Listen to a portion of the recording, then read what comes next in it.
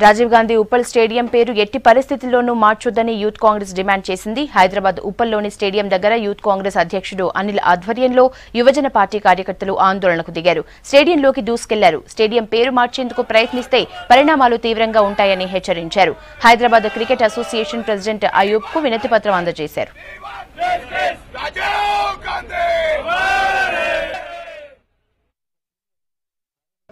ఈ మన Uppal stadium Rajiv Gandhi international stadium పేరు మార్చడానికి ఒక రూమర్స్ మార్కెట్ లో ఉన్నాయి. మేము ఈ రోజు యువజన కాంగ్రెస్ తరఫున వాళ్లకు ముఖ్యంగా ఎస్సీఏ ప్రెసిడెంట్ అయిన హర్షద్ అయూబ్ గారికి డిమాండ్ చేయడానికి రావడం జరిగింది. ఈ రోజు ఇక్కడికి వాళ్ళు ఏ మాత్రం రాజీవ్ గాంధీ గారి పేరు మార్చడానికి ప్రయత్నం చేస్తే సహించేది లేదు, ఊకునేది లేదు. రాజీవ్ గాంధీ ఇంటర్నేషనల్ స్టేడియం కి విశాఖ సంబంధించిన పెద్దలు పూజ్యులు వెంకటస్వామి గారు కూడా వాళ్ళొక కాంట్రిబ్యూషన్ కూడా ఉంది కనుక ఎవరు పేరు మార్చినా కూడా సహించేది లేదనే విషయాన్ని ఈ రోజు యువజన కాంగ్రెస్ తరఫున మేము డిమాండ్ చేస్తున్నాము. ఎందుకంటే ఎప్పుడైతే స్టేడియం కి సాయం అవసరం ఉండేది అప్పుడు ఎవరు ముందుకు రాలే, ఎవరైతే ముందుకు వచ్చిరో ఈ రోజు వాళ్ళనే పక్కకు జరపడానికి వాళ్ళ పేరు మార్చడానికి ప్రయత్నం చేస్తున్నారు. మేము ఇలాంటి కుట్రను కూడా మేము ఆపడానికి ఈ రోజు ఇక్కడ రావడం జరిగింది. ఇప్పుడే ఎస్సీఏ ప్రెసిడెంట్ హర్షద్ అయూబ్ గారిని కూడా కలవడం జరిగింది.